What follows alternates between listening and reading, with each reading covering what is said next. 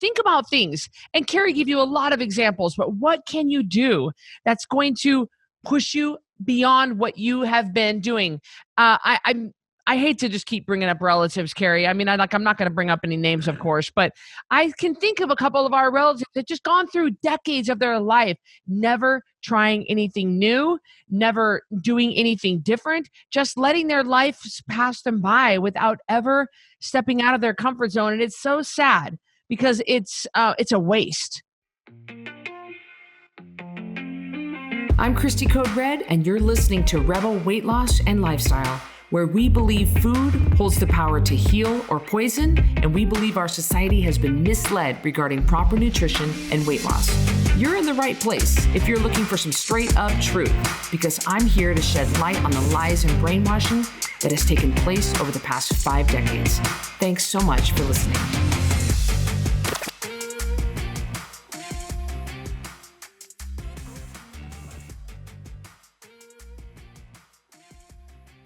Welcome to Rebel Weight Loss and Lifestyle. I'm your host, Christy Code Red, author, entrepreneur, retired professional boxer. And of course, I guess I should start making you the official co-host, Carrie. But Carrie is joining me once again to help me with this subject. Thank you, Carrie, for being here. You're welcome. You're welcome. Just a moment. I need to update my resume to include podcast co-host. Oh. It's official. Can I get a name tag? Oh, can I get a name? Speaking of name tags, I love learning people's names, but I don't want to get busted looking at their name tag. Right. People need to put them up higher so I can just do the nice glance and back up. Yeah. And that way, when you say, I don't know, Sally, it just sounds like you just know it instead of being awkwardly looking at their name tag. I love when people wear name tags because I love to learn names. I love name tags as well. I loved when I was a nurse making up names inappropriately for patients because I could not remember. Other nurses would be like, Mr. Smith in room 2. And I'm like, Mr. Smith, Mr. Smith. Oh, you mean pancreas guy. Oh, you mean liver guy. Like I could remember that, but I couldn't remember their names. I have to go in there and look on the board. And I was terrible about that. And in nursing, I know when I went through the program years ago, they wanted you to do Mr. and Mrs., like they were big on that, and so I don't know if that's still the case, but. And it depends on what part of the country you're in, by the way, because when I was in Texas and down here in Kentucky, people are Miss Carrie, can you do this, Miss Carrie? But, and my students would call me that in different, like when I taught in Texas. But Christy, when I taught in Idaho and Washington, totally different. They would call me Mrs. whatever or Carrie. And it was not in the South, it's understood they're not going to call me just my first name. So it's just a regionalism. It is. And it's I do miss that about the South, how polite children and just people in general are. I love that about being in the South. Yeah, I agree. So today, you guys, we're talking about pushing past being comfortable. So yes. I'm not quite sure how I'm going to title this podcast yet, but I will say that it was kind of brought back to my attention. I have a neighbor. You guys know I talk about my neighbor, Chris Gethin, a lot. He's really great. He's a longtime veteran bodybuilder and a competitive athlete, a 225-pound Ironman and ultra marathon athlete. And he's just amazing. And he's just been in the industry a long time. Well, he had brought back up to me, or when I was following him on social media or something, he said, you've got to be comfortable being uncomfortable. And I think that I said something to him about, well, it's raining outside. I don't want to go out there. And he said, well, it's a good thing your skin is waterproof, huh? And it was like, and we want to talk to you today about being comfortable, being uncomfortable. It's such a great topic, Christy. And we are not, let me make this clear. We are not talking about Golden Corral and eating till you're uncomfortable. We're not talking about that kind of uncomfortable. We don't want you to push past the, oh man, one more bite and I almost died. They had to roll me out. We're not talking about that. We're talking about being okay with it not being okay. I mean, that's just kind of the way it is. And I think that if you had a growing up, if you were raised to not always get what you wanted and work for what you had, you're more used to that. But I think we sort of are. And I say we because I do it to my own daughter who's still at home. We are raising not everyone, but a generation of people that are just used to everything being a little bit easy. And I think things need to be a little bit tough. I really do. We keep lowering the standards. I know that Brandon, your husband, who's active duty Army and who's been in the Army for over 20 years, 20, 22, 23, 24. 24 years.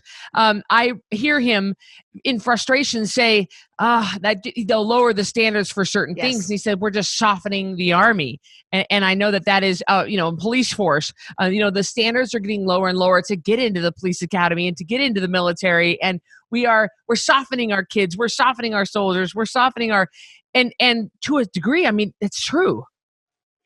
And I think that it is this idea of, we don't want our kids to be uncomfortable. We don't want we don't want them to be uncomfortable. And Christy, this has never been more true. Let me think before I bring this up, if I think this person will listen to this podcast. No, I don't. I'm probably safe mentioning this. Okay. And of course, now all of our relatives that listen to this will be like, well, she's talking about me.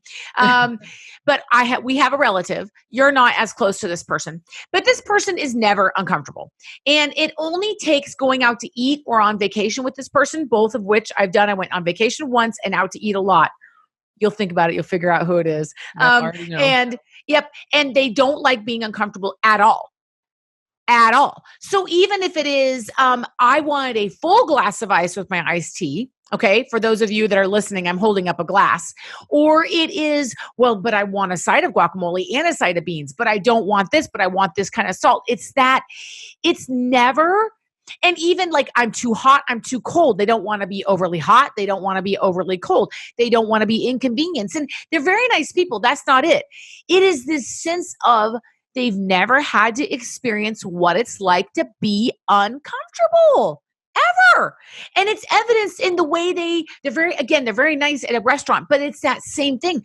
Sometimes you don't get what you want at a restaurant, and that just needs to be, I'm not talking about them burning your steak and you being like, oh, it's okay, it's burnt. I'm not talking about that. I'm talking about maybe you have a few less ice cubes in your drink than you need, but it's not the end of the world. It's no tolerance for anything other than this standard. Does that make sense? Well, that's what I was going to say. Is there's just no tolerance. There's zero tolerance. And to bring up Brandon again, he has been through so many uncomfortable things. I mean, that's what it is being in the Army, and he was brought up old school Army, that anytime he's uncomfortable, you just never hear him complain because it's just like how it is. He just accepts it. It's not even a thing.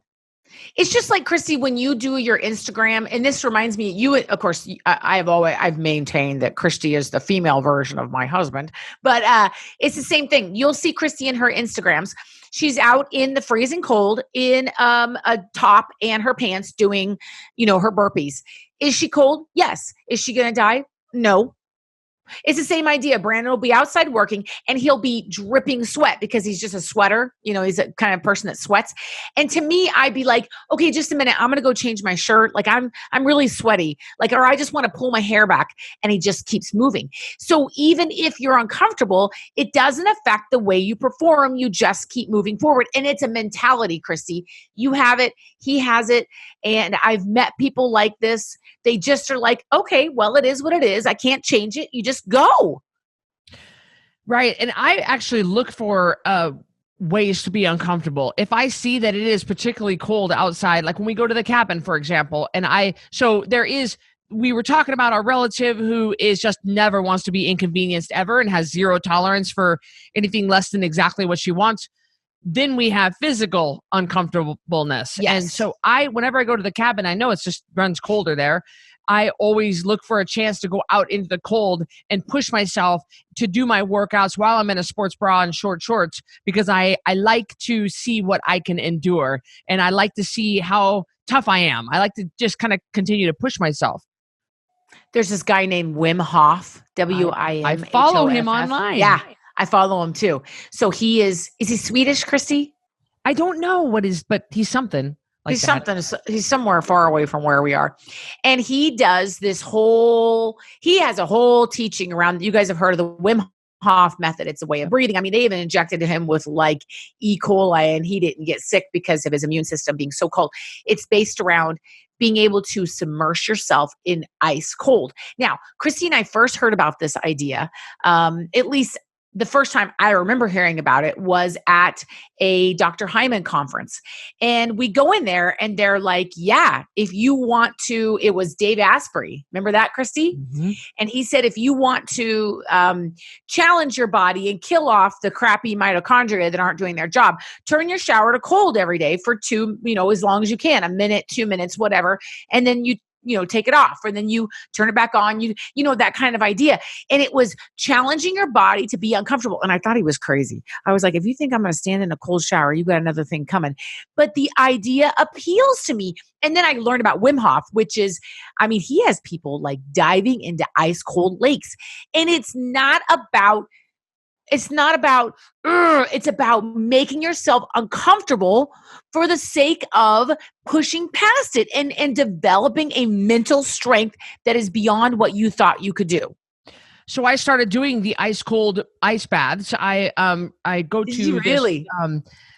I go to the spa sometimes to take a little break, and they have an ice bath there. And so I've gotten up to 3 minutes. I used the whole 4 days that I was there, the last couple times I was there, to submerge myself in this ice bath. And it is all mental. Let me tell you, it's amazing what you can do when you really put your mind to something, and breathing, because that initial when you get down into the cold water initially, it takes your breath away. That's why a lot of people, when they fall into the ice, like they break through the ice and they fall in the water, they will drown, not because of the ice cold water. It's because of the fact that they do that, and they suck in a big, aspirate or asphyxiate, whichever A word that is. And so the moment you go in is the moment where you have to breathe very, very deep. And so I learned this from Wim Hof, and from Chris Gethin, and I've been doing that. So I started with 1 minute, then I went to 2 minutes, and then by the end of the week, I was up to 3 minutes. And man, it's all in your head. There's so much in your head that you can really control. What do you feel like when you come out of it? Well, what I've been doing is going from the ice into either the hot tub or into the hot sauna, and like 130 degrees. And so it feels like little ice picks all over when I go from the cold to the hot, it feels like little ice picks, but you're not going to die. It's not like you can't walk. I'm not staying in there so long that my limbs have gone numb and they have to carry me out. It's only 3 minutes. It's not that bad. But I think about my boxing rounds, or 3 minutes, and you've got to endure so much pain during a boxing round, and you have to be able to relax your body. You have to mentally keep up with your game, and not let your head get too worked up. And so I was thinking, Christy, it's just one round. Like, you're fine. It's all what you tell yourself, because you can handle more than what you think. So when I get out of that ice water and go right into the heat, it just feels like little pricklies, but it only lasts like 20 seconds, and then you're back to feeling normal. When we lived in Alaska, this reminds me of kind of the same thing. When we lived in Alaska, we would go out on the glaciers, and you can only do it in the winter because the river was completely frozen, and otherwise you would die trying to do it in the summer. You couldn't get out there. And I would be cold, and I would say to myself, well, you're going to be cold, and then you aren't when you warm back up. Like, it's going to be okay. You're not. And I think just changing the way I thought about it, instead of, oh my gosh, I'm so cold. Because you are legitimately cold. Let me tell you, it's not like it's 30 and you're like, I'm a little bit chilly. Like, it's cold. It's blowing wind cold. And I would say, well, you're going to be cold. And when I changed my way of thinking, Christy, it became more tolerable. It's just, and I think also starting on with exercise made a big difference too. It's going to hurt. It's going to suck. And then it'll be over and you're going to be fine. And I think kind of shifting, if you guys can start to shift your mentality, is what's interesting to me is this is why people don't like the one rule in Code Red where we don't eat at night, because they don't want to be uncomfortable. We're so used to being uncomfortable and shoving some chips in, or being uncomfortable and eating some cashews, being uncomfortable and having a glass of wine, being uncomfortable and eating some cheese. My instructor for the workout class I go to I said, well, I don't eat past this certain time. I was just mentioning it. I wasn't bragging. And she said, well, what do you do in the evenings? And I thought, it's somebody that clearly not hungry, but spends that time trying to fill it up with other things, which is just so interesting to me. What? Right. And they don't want to be uncomfortable. Snickers Milky Way, which is owned by Milky Way, came up with a brilliant campaign called Hangry. And what they do, and they've made just a boatloads of money off of Hangry. And of course, they do these incredible commercials and advertisements about what happens when you're hangry, which is a mixture of the word hungry and angry. And people, when you get too hungry, then it slips over into you're just mad and you're raging. And we have made fun of this, and we've made this okay.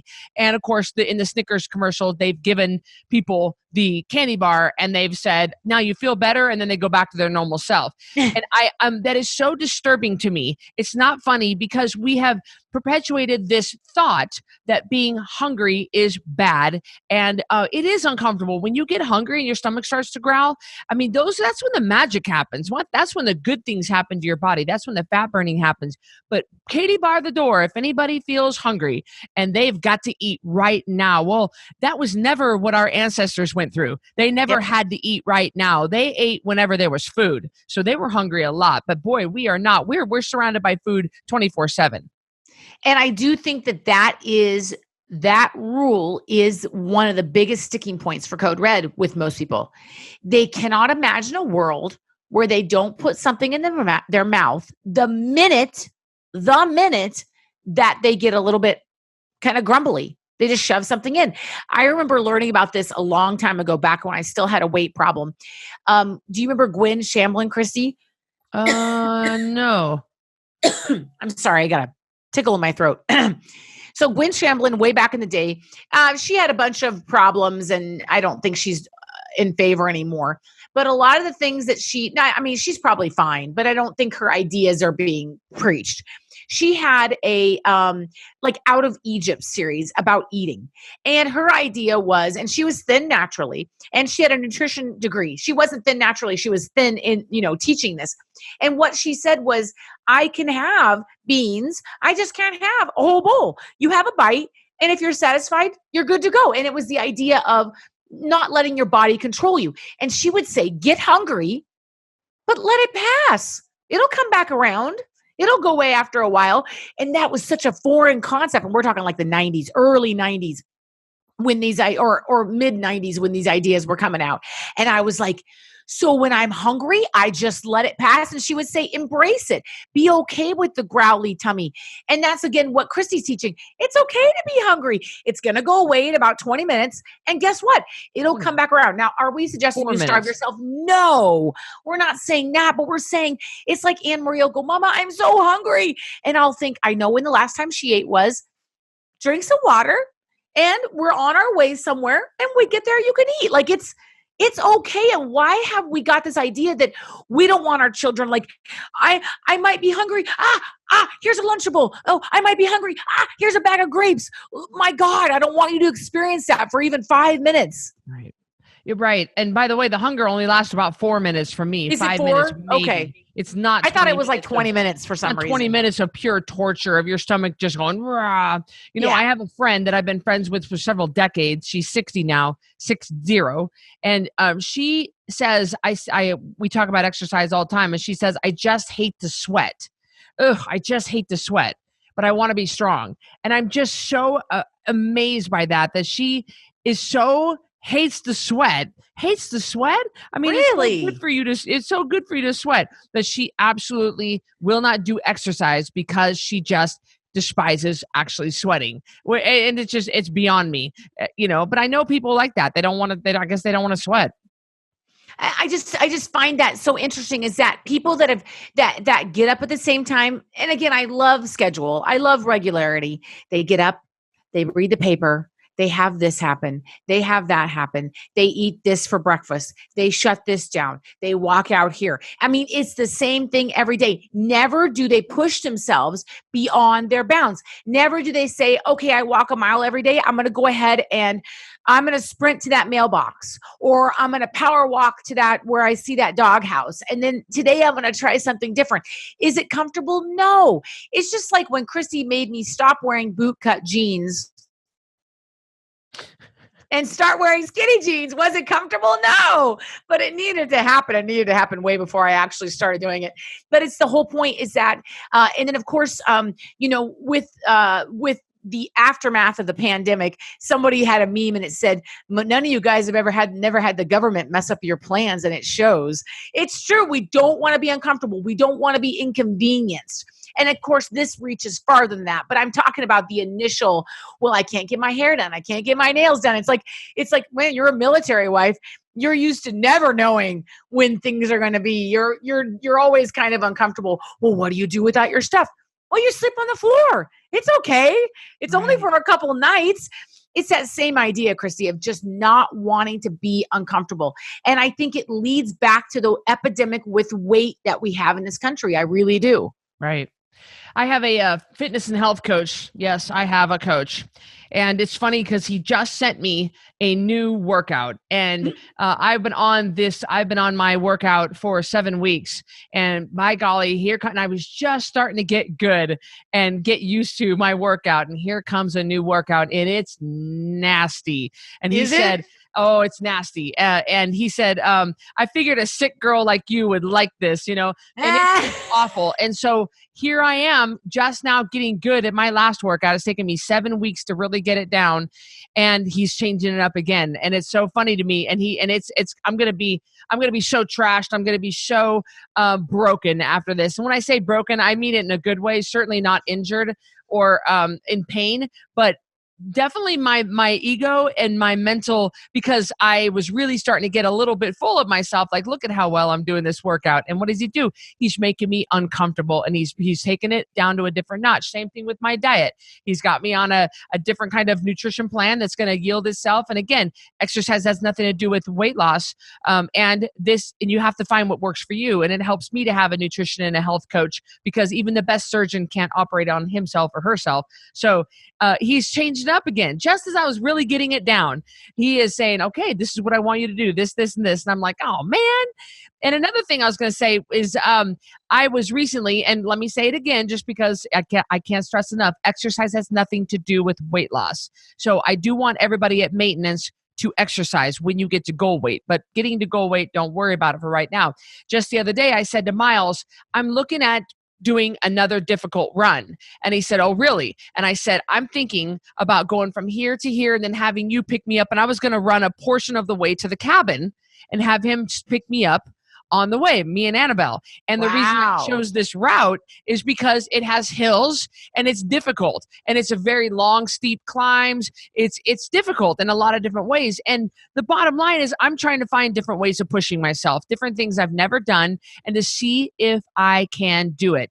And I encourage you guys to push yourselves. It doesn't need to be a 7, 8, 10 mile run. It doesn't need to be that. In fact, I don't suggest you even do that. I do want to see how well you'll do in an ice bath. I would love for you to, not even an ice bath. Let me take it down a notch even lower. How about the next time you take a shower, you turn the nozzle on cold and you count to 60 while you're standing with your face under that cold water. I promise you, you can do it. You can do hard things. Yes. I do hard things. I have told myself that so many times. I do hard things. I do hard things. Is it perfect? No. Does it have to be, I'm going to go to the CrossFit Games? No.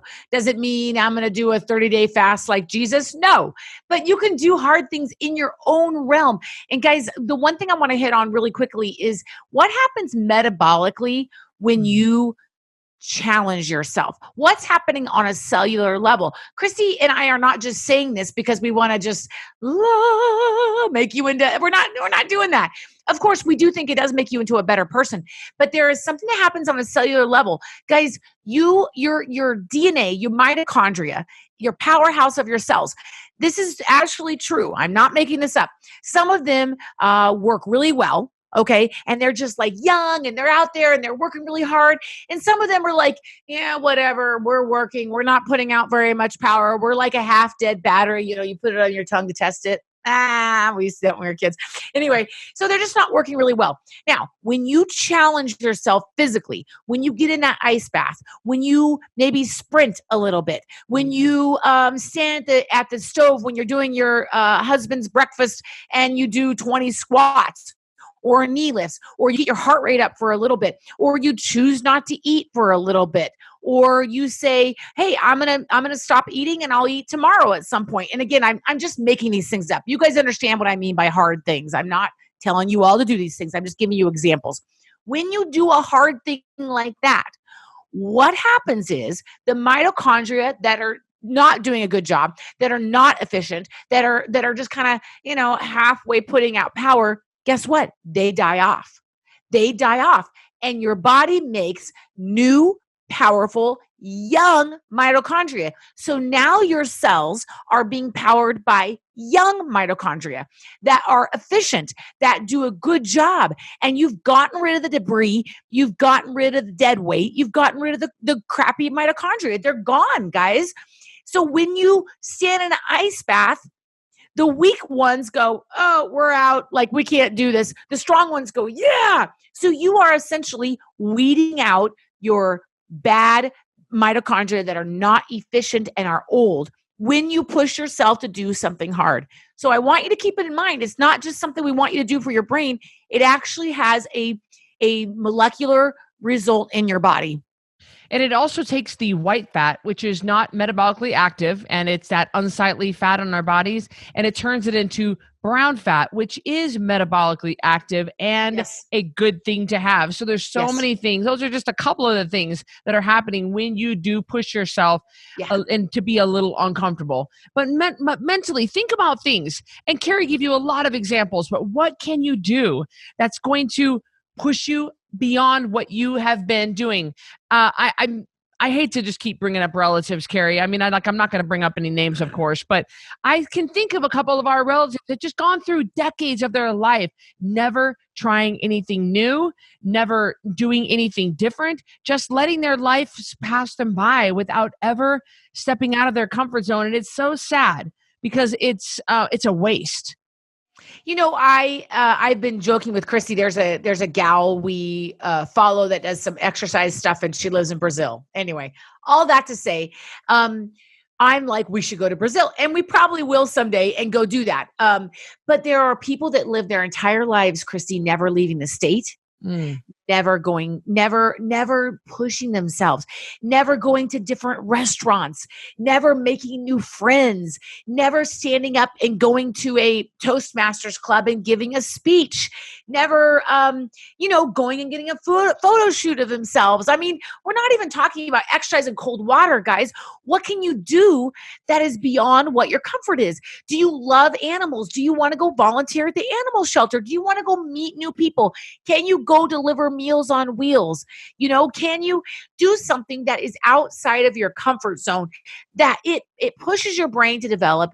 It makes you a better person. And again, it doesn't all have to be exercise related. It could be, Christy, it could be anything. Go get a photo shoot done of yourself. You've never had your own pictures, stand up there and, do it. Like, be brave, guys, and do something that's outside of what you would normally do. And you really will. Christy, I've known people that have never even left the city. They hardly left the city they grew up in. And I mean, not everyone has the funds to travel, but you can do something. I don't agree with that. I don't agree with that statement, that last statement, because people can spend money on what they want.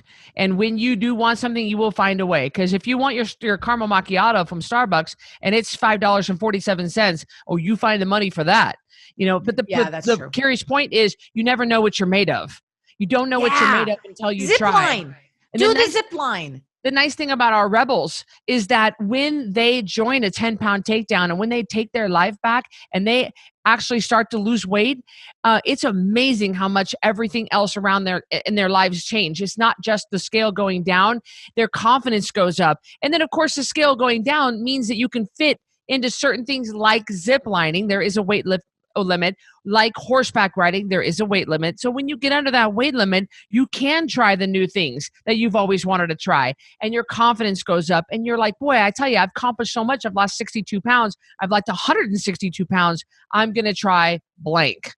Yeah. Yeah. And I think that it just puts you in a different spot.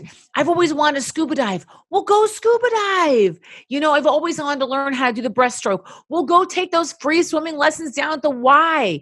I just think it's so important that you find something has to do with you in your realm, in your world, and push yourself beyond, whether it's a new author or volunteering at the library or singing a special in church. I mean, it does not have to be what Christy and I consider that. It could be anything for you, but is it going to be uncomfortable? Yes. Are you going to make it? Yeah, you're going to do fine. And you're going to be better off having tried it. I would love for you to open up this app of the podcast and comment if you're watching on YouTube, comment below or wherever you're watching, comment and tell us what are you going to do or what have you done to make yourself uncomfortable. I would love to hear what you're doing. You can leave a review and you can tell us and I can read it on the air. I would love to hear what you are doing to push yourself to become a little bit, just grow a little bit, just grow. I think that it's so important, Christy, because it brightens your experience here on this earth. We got one trip around, guys, one trip. And I want my grandkids to talk about me and my grandkids, and they'll be like, because they're going to call me Meemaw. I'm just telling you now. Okay. They're going to be like, Meemaw was awesome. She took us places. We went to caves. Christy, I remember at one time it was really scary for me to think about going in a cave where it got real close. And then I was like, Carrie, that's not a big deal. Just do it. And I was like, yeah, you're going to be fine. No one's going to get stuck in the cave. You know what I mean? Stuck in there. Until that happens. And sometimes I have nightmares about that. Hold on. But you got to be brave and just do the things that are hard because I think that they enhance who you are as a person. And you bring more to the table then. You bring more to the table as a person when you've pushed yourself beyond what is comfortable. What really shaped me in my childhood was mom and dad letting us girls, just three of us girls, ages 16, 14, and 11, to take the family station wagon and drive 12 hours to go see our relatives in California. And that's just one way. And driving through an 8-lane freeway and driving late at night. And that would really shape me because it built my confidence up as a kid. Look at what we did. I can do anything. I did this. I can do anything. My boxing career, almost 8 years and 15 professional fights. And I know after that, my gosh, I can do anything if I can get through that. And so when you do hard things, you reflect back on them and you remember, look at what I did. I can certainly do this. Yes. And it really builds up your confidence to push yourself further and further and farther, further and higher and further and further and further. And I never want to be the woman. And again, I'm not putting anyone down because I think that everyone has their story, but I never ever, Christy, want to be the woman where something happens to their husband and they don't know how to write a check. I mean, this stuff doesn't happen as much anymore. They don't know how to write a check. Right. They don't know what life insurance policy they have. They don't know how to make a car payment. They don't know what their budget is. They don't know what they were spending on this. They have no idea how to do anything because they let someone else live their life for them. You know what, Rebels? You live your life for you. So at the end, you can skid to a stop right at the gates of heaven and be like, I'm here, I'm ready. Not someone rolling you up in a wheelchair. You know what I mean? Because you didn't do anything in life. I'd rather wear out than rust out. Yeah. You are responsible for your own happiness. Yes. So you make it happen. Nobody's responsible. It's not your husband's job.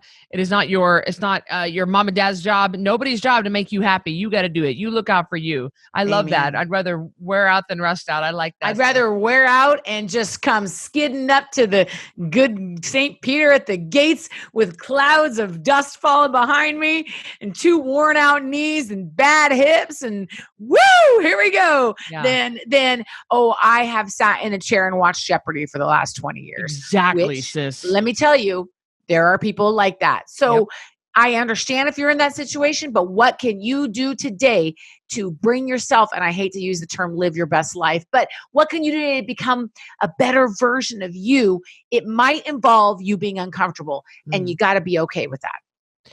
Well, in the words of my neighbor, Chris Gethin, be comfortable with being uncomfortable. And what was it you said? You said push past your comfort zone. How did you say it in the beginning? Yeah. Oh, I don't know. But the only thing The only thing constant in life is change, Christy. Yeah. Things will always change.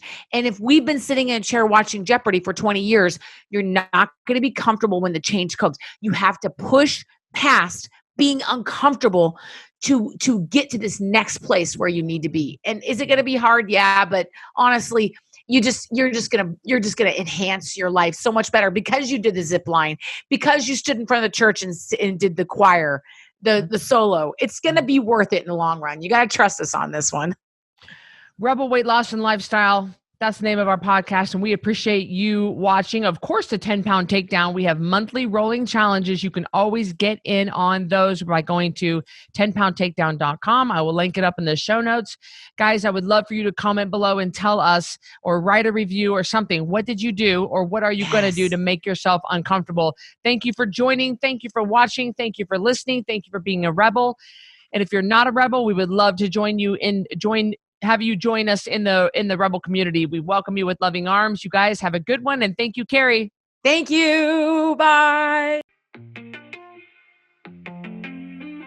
Thanks for listening to this episode of Rebel Weight Loss and Lifestyle. If you're not subscribed already, please be sure to do that right now. And if you enjoyed this episode, I would love it if you could do me a quick favor and rate and review this podcast. That would be just so helpful. Speaking of help, let me know if I can help you. Go to coderedlifestyle.com, check out my programs, and see what we can do for you. Until next time, Rebel on.